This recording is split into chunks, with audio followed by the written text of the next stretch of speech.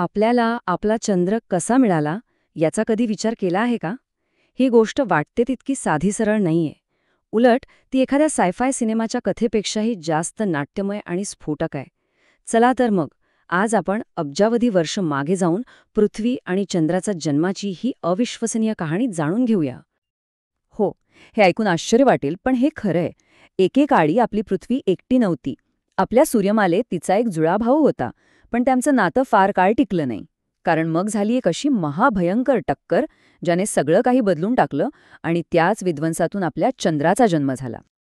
चला, आपण वेळेत मागे जाऊया.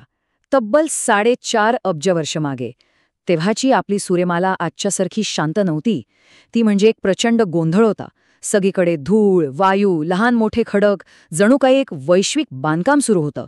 आणि याच गोंधळातून आपल्या पृथ्वीचा आणि तिच्या त्या जुळ्या भावाचा जन्म होत होता. आता हे ग्रह काही एका रात्रीत बनले नाहीत. हे अगदी बर्फाचा गोळा बनवण्यासारखं होतं. सुरुवातीला सूर्याभोवती फिरणारे धुळीचे छोटे छोटे कण होते. ते गुरुत्वाकर्षणाने एकत्र आले, त्यांचे लहान खडक बनले.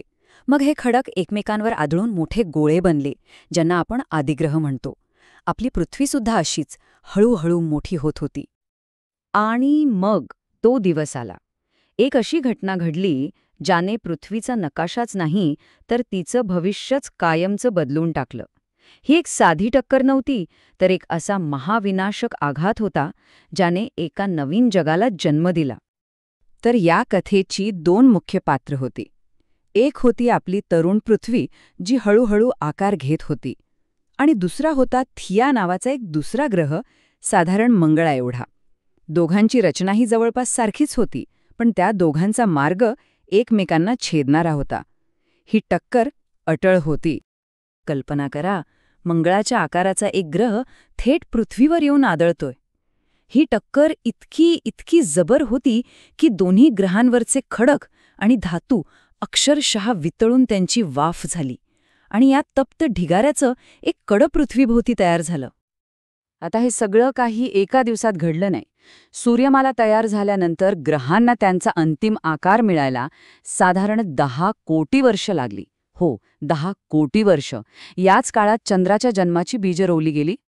बरं, ही गोष्ट तर ठीक आहे, पण अनेकांना प्रश्न पडला असेल की अब्जावधी वर्षांपूर्वी घडलेली ही गोष्ट शास्त्रज्ञांना इतकी नक्की कशी माहीत? तर ही एक प्रकारची कॉस्मिक डिटेक्टिव्ह स्टोरी आहे आणि याचे पुरावे लपले आहेत चंद्रावरून आणलेल्या मातीत आणि खडकांमध्ये. फक्त एक चांगली गोष्ट असून भागत नाही, बरोबर? विज्ञानात प्रत्येक गोष्टीला पुरावा लागतो. मग शास्त्रज्ञांनी हे कसं सिद्ध केलं? चला, ह्यामागे काय काय थिअरीज होत्या आणि हीच का निवडली गेली ते पाहूया. तर शास्त्रज्ञांसमोर 4 मुख्य शक्यता होत्या. एक म्हणजे चंद्र पृथ्वीतूनच तुटून बाहेर पडला, पण हे फिजिक्सच्या नियमात बसत नव्हतं. दुसरी शक्यता, चंद्र कुठून तरी भटकत आला आणि पृथ्वीच्या गुरुत्वाकर्षणात अडकला, पण मग त्याची केमिस्ट्री वेगळी असायला हवी होती. तिसरी म्हणजे दोघे एकत्रच तयार झाले, पण मग चंद्राचा गाभा इतका छोटा काय आहे?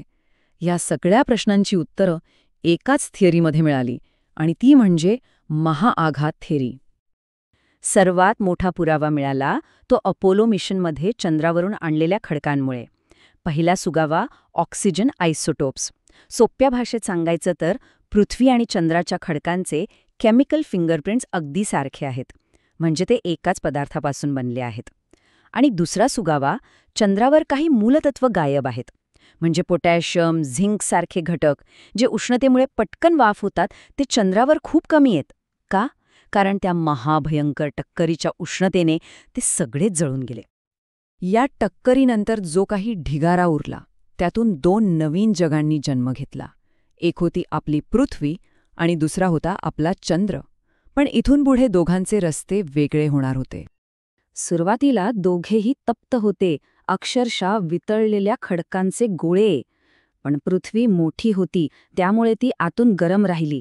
पण चंद्र लहान असल्यामुळे तो लवकर थंड झाला आणि त्याच्यावर एक जाड कवच तयार झालं. आणि हो, तेव्हा चंद्र पृथ्वीच्या खूप खूप जवळ होता आणि दिवसही खूप छोटा होता, कारण पृथ्वी खूप वेगाने फिरायची. आता इथे एक इंटरेस्टिंग गोष्ट आहे. टायडल फोर्स किंवा भरती ओहोटीचं बल. हे फक्त समुद्राच्या लाटांबद्दल नाहीये. विचार करा, चंद्र पृथ्वीला खेचतो, पण तो जवळच्या बाजूला जास्त आणि दूरच्या बाजूला कमी खेचतो. या ओढाताणीत पृथ्वीचा आकार थोडासा ताणला जातो, जसा आपण रबर बँड ताणतो तसा. आणि अब्जावधी वर्षांपासून चाललेल्या या ओढाताणीमुळे काय झालंय माहितीये? पृथ्वीचा फिरण्याचा वेग कमी झालाय, म्हणजे आपला दिवस मोठा झालाय. आणि गंमत म्हणजे या प्रक्रियेत चंद्र आपल्यापासून दरवर्षी थोडा थोडा दूर जातोय. हे कॉस्मिक स्लो डान्स आहे, जो आजही सुरू आहे. तर ही फक्त चंद्र-पृथ्वीची गोष्ट नाहीये, ही आपल्या मोठ्या वैश्विक कथेचा एक भाग आहे. आणि ही गोष्ट समजून घेतल्यावर आपल्याला आपल्या भविष्याबद्दल आणि इतर ग्रहांवर जीवसृष्टीच्या शक्यतेबद्दलही खूप काही कळतं. अर्थात ही गोष्ट कायमची नाही, कारण साधारण 5 अब्ज वर्षांनंतर आपला सूर्य फुगायला लागेल. तो एक रेड जायंट बनेल. तो इतका मोठा होईल की आपल्या जवळचे ग्रह गिळून टाकेल आणि शेवटी तो विझून जाईल आणि मागे उरेल फक्त एक छोटासा पांढरा तारा. मग या सगळ्याचा अर्थ काय? ही गोष्ट फक्त आपला भूतकाळ सांगत नाही, तर ती आपल्याला इतर जगात जीवन शोधायलाही मदत करते. आता शास्त्रज्ञ विचार करतात की जीवसृष्टीसाठी एखाद्या ग्रहाजवळ असा मोठा चंद्र असणं गरजेचं आहे का?